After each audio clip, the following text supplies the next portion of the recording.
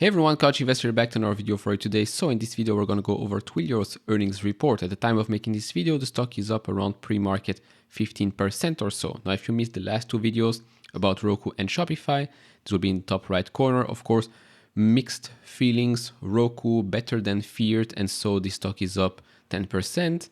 Shopify expectations were so high, so the stock is down because, well, let's say, it missed a little bit on guidance because, well, the market was expecting way more after the price increases. But if you want to learn more, those videos will be in the top right corner. Not with Twilio, it's a bit of the same.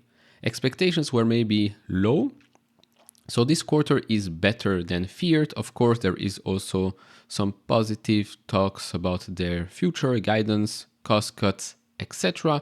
So the market probably liked that as well, because remember, there were still a lot of question marks going into 2023 with regards to Twilio and the profitability of the business. We've talked about that in past videos with regards to Twilio, and one of our, let's say, projections or guesses actually came true, and that's when it comes to buybacks. Yes, another company that has announced buybacks. So we're going to talk about all of that in this video. If you enjoy this type of videos, leave it a thumbs up, subscribe if you have not, and if you want to support me even further, do check out the links down in the description and in the pinned comment to get the top and best of by now, or go to full.com/couchinvestor. And if you want, you can always join the channel's members. So let's first go over the highlights. So revenue, by the way, just wanted to put out there, by the way, when it comes to beating expectations, when it comes to revenue and earnings per share, somehow they always manage to beat expectations. So either they send back all the time, or analysts on Wall Street need to do a better job at analyzing this company. So getting back here to these slides, revenue grew 22% to just over $1.2 billion. For the full year, that increased 35% to $3.82 billion. Now, when it comes to data and application revenue, that increased 25% to $118 million and 35% to $441 million. Now, of course, we have to talk about the two sides of the business that they announced in just a bit when it comes to data application and then the Twilio communication business. So organic revenue grew 21%. For the full year, that grew 30%. Non-GAAP operating profit grew 3% to $33 million for this quarter. And for the full year, that's negative $4 million. But for full year 2023, that number transformed into something much, much more positive. Then, to me, this is a red flag, let's say, for now. Dollar-based net expansion rate is at 110%, keeps going down. We're going to talk about this a bit later. For the full year, it's still around 121%. Now, when it comes to the changes that they will be making for the business, they talk about the 4 large changes to their business. So a new operating model consisting of 2 business units, a new leadership structure, a substantially accelerated path to GAAP profitability, including a 17% reduction in our workforce, which they announced not so long ago, a new capital allocation plan, including a $1 billion stock buyback authorization. We've talked about this in the past. We said, look, their balance sheet, they have enough cash, everything looks healthy. So either they might do M&As or buybacks. They chose the buyback route to, again, less dilute shareholders because, well, they still have stock-based compensations. But when it comes to the new operating model consisting of 2 business units, that will be Twilio Communications and Twilio Data and Applications. Now, they say here the 2 data application products is Segment, Flex, Engage, which will include marketing campaigns going forward.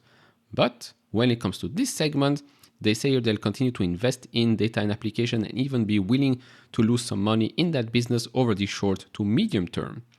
They say this is the right thing to do right now with the gross margin profile of these products, etc., high ROI. This will improve, less they say, the growth, profit, cash flow, and strategic positioning with customers over time. So in the short term, profits in communication, so the third business segment, will be somewhat offset by losses in data applications, and that's intentional. So of course, right now the market likes when a company does some changes that will probably make the business more profitable and maybe execute much better. Remember, the theme of the last 2 quarters was doing more with less. We've seen this with companies like Meta as well. You can do more with less. Now, with regards to guidance, Q1 guidance, they expect to grow revenue between 14 and 15% year over year, organic revenue growth of between 13 and 14%, non-GAAP operating profit of between $45 to $55 million, and non-GAAP earnings per share of 18 to 22 cents. Now, with regards to non-GAAP operating profit for the full year, as I said now, 2022 was negative $4 million. For fiscal year 2023, a huge jump here to between $250 and $350 million. Of course, remains to be seen how well they execute. They also talk about the current macroeconomic environment. They have no control on that. So it really depends on whether or not we will see an acceleration in the economy as a whole, businesses as a whole. Now, with regards to stock-based compensation as a percent of revenue will be lower in 2023 than in 2022, reducing to 10 to 12% for fiscal year 2027. Why is that important? Because the next point here, targeting GAAP profitability for fiscal year 2027. So still a long way to go. And I'll quickly go over the charts here. So of course, when it comes to growth, yes, the business as a whole is still growing, but it is growing much slower right now than in previous quarters, as you can clearly see shown on the graph. Then organic trends, same story there.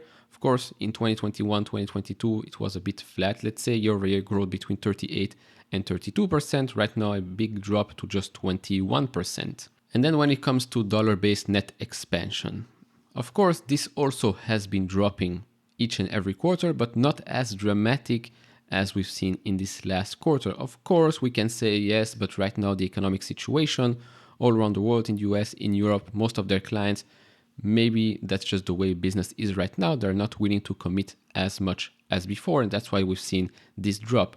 Of course, this is an explanation, but we've seen other companies that are still executing quite well today. Now, this is the question whether or not we are going lower or whether or not this is going to form a base. Let's wait and see until the next quarter. Now remember when we talked about SBCs and the effect it will have until 2027, well, this is basically the example that they give us here, maybe better visualized. So they say here that just after 5 years, SBCs will decline. So during those 4 years, they build up their SBC profile, let's say, and just after that, it suddenly declines. This is why they gave us the 2027 date, let's say. And of course, you can clearly see this here, stock-based compensation, December 31st, 2020, 2.6 million, December 31st, 2022, 6.5 million. So a huge increase during that period. Of course, we know why. Excess hiring, you want to grow your business as fast as possible. You use your stock, which was also very high, to, let's say, compensate your employees.